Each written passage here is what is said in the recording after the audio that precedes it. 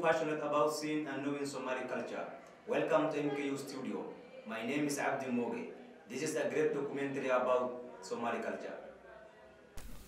Somali tribe has a different background than any other Kenyan tribes. There are between 20 to 25 million Somali people with about 500,000 living in northeastern Kenya.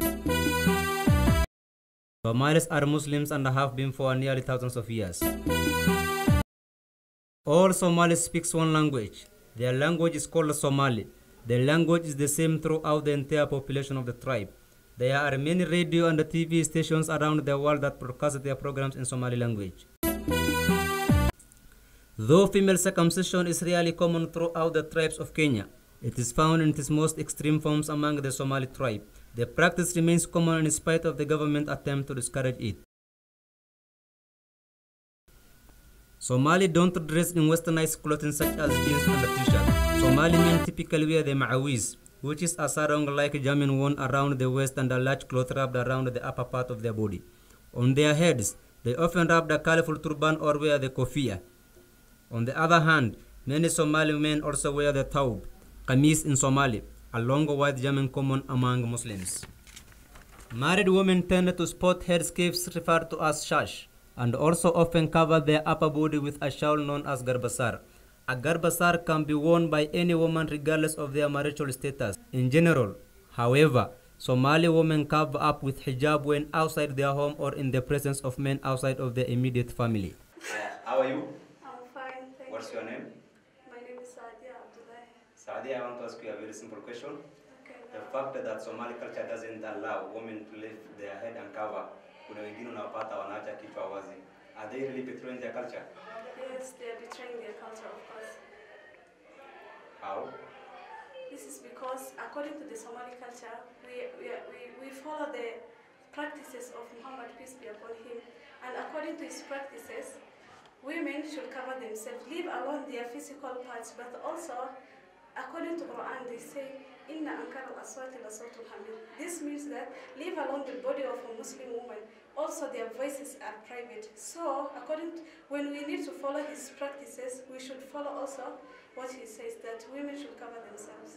Okay, ungewapatia maoni gani hao ambao wanaacha kichwa wazi? That they should cover themselves because uncovering yourself nowadays, we are in 21st century, uncovering yourself doesn't give you attention. Because respectable men goes for respectable women.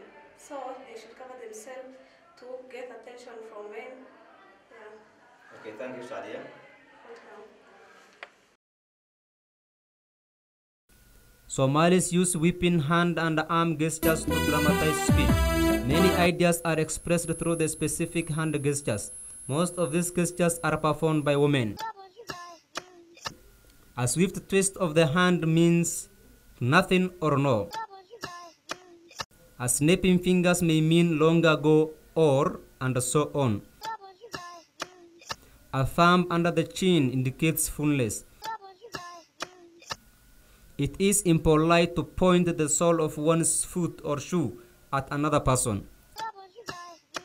It is impolite to use the index finger to call somebody.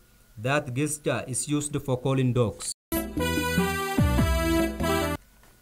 Somali warmly greet each other with handshakes, but shaking hands with the opposite sex is forbidden, but many tend to do so.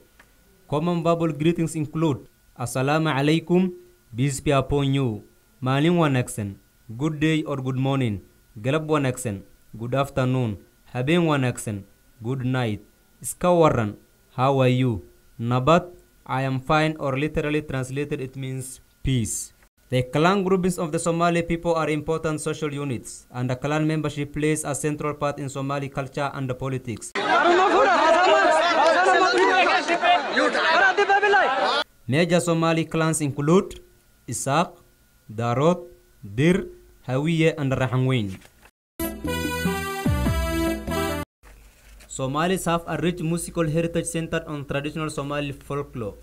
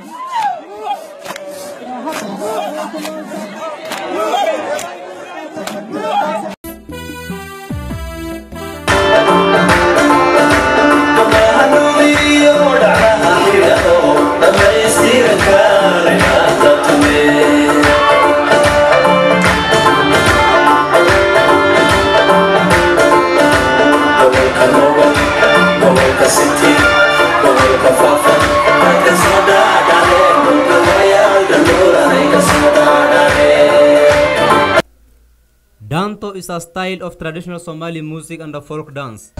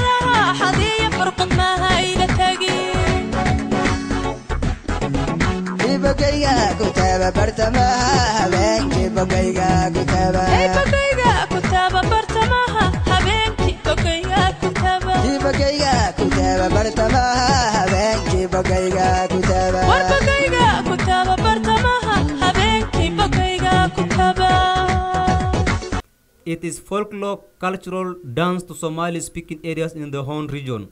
The dance song was revived during the Dervish period in the early 20th century and in the Somali state of Ethiopia, when it was used to raise the spirits of soldiers and was often sung on horseback.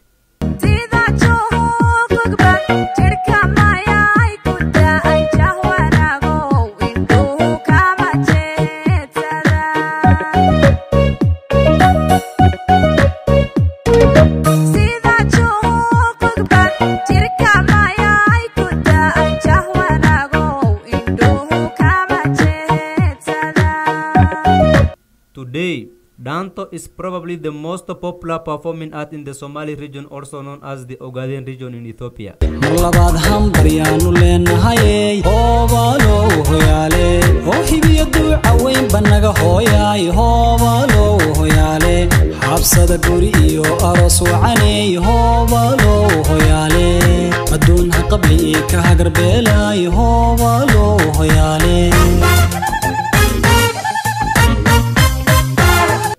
In Jigjiga, the region's capital city, you could hear and see Danto played by the children on the streets, at weddings, regular official performances, on television, radio and phone ringtones.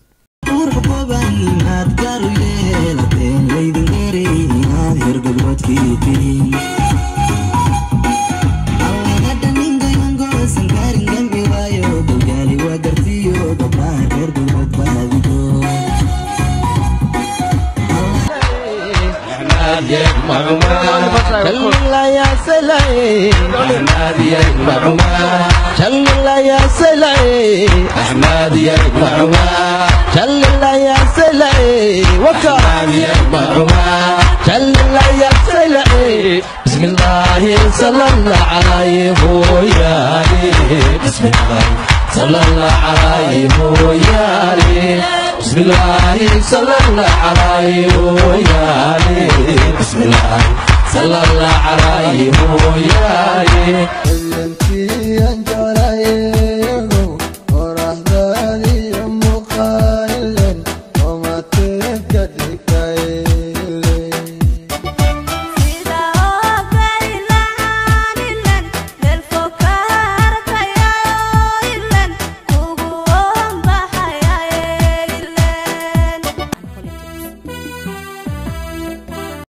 Weddings are one of the most important aspects of the Somali culture.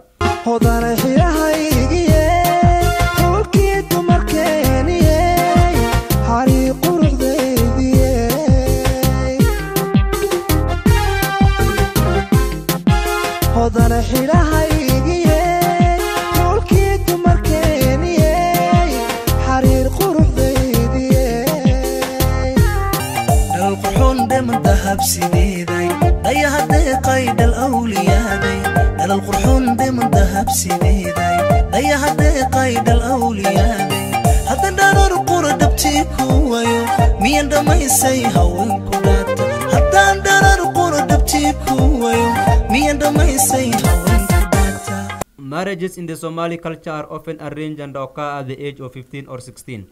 Marriage is highly valued in the Somali culture, and if a woman is not married by the age of 16, she is often considered flawed and thought to bring bad luck to her family. How are you? I'm fine, thank you. What's your name? My name is Amina Osman. Amina Osman, I think you are Somali. Yes, I am definitely Somali. From Somali community. From the Somali community. Okay, Amina Osman, you see marriages in Somali are often arranged and at the age of 15 or 16. Yes. Na nikikuangalia umefikisha hiyo umri. Yeah, I'm even past that umri. Okay, kwa mpango ya harusi. Hapana sikumbuka. Na kwa nini? Kwa sababu my family and the way we've been raised is you get an education before you get married. It's not just my family. Many Somali communities have started changing and they let their kids, the sons and their daughters, attain a higher education, then they can choose if they want to get married. But also getting married at that age is not bad.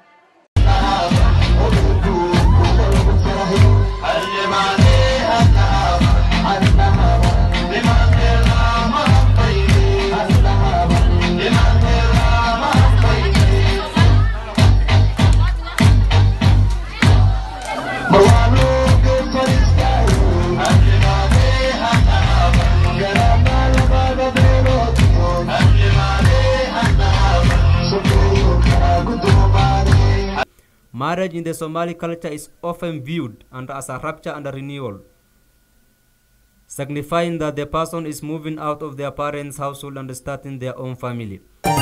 لما سوينو مذاب لديناي دحير كبويني جعيل دي قيساي لما سوينو مذاب لديناي دحير كبويني جعيل دي قيساي هذا دبن كاغدون كم بوايو ميان بدي في جعيل كداشتا هذا دبن كاغدون كم بوايو ميان بدي في جعيل كداشتا لما سوينو مذاب لديناي دحير كبويني جعيل دي قيساي لما سوينو مذاب لديناي دحير كبويني جعيل دي قيساي هذا دبن كاغدون كم بوايو ميان بدي في جعيل كداشتا هذا دبن كاغدون كم بوايو ميان بدي في جعيل كداشتا ممكن هويو يبعدو هورتي ممكن هويو يبعدو هورتي مقدش دولي كسودوبا مقدش دولي كسودوبا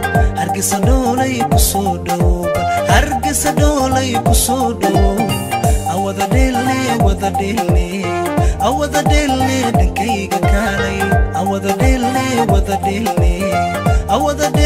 دبتيذا كالي.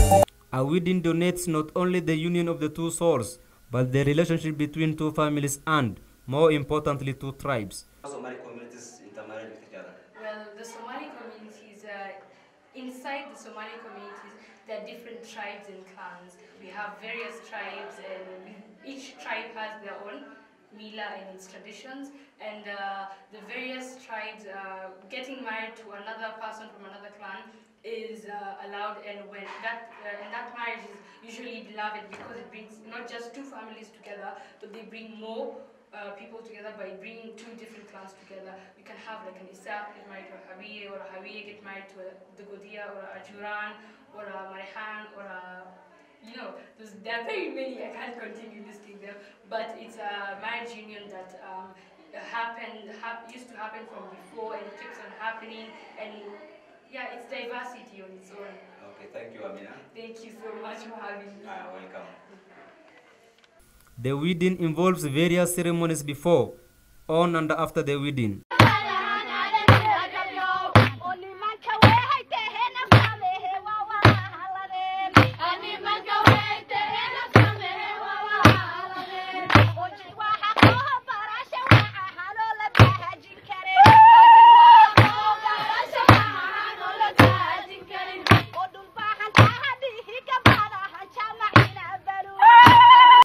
On the wedding day, a banquet of traditional food is served and a dance takes place after the marriage ceremony. Same-sex marriages are not allowed by the law.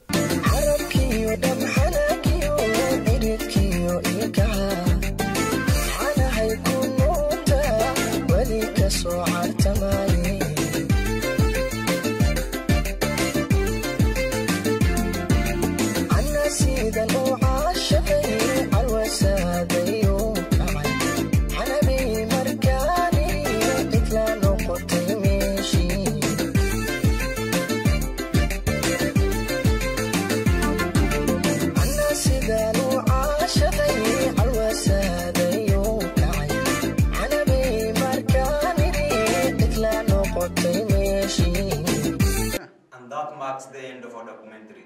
Thank you for watching. Welcome and see you again.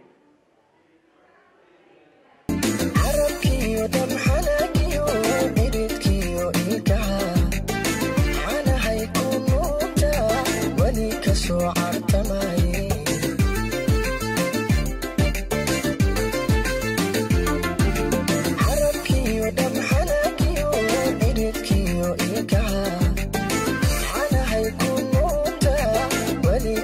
hard to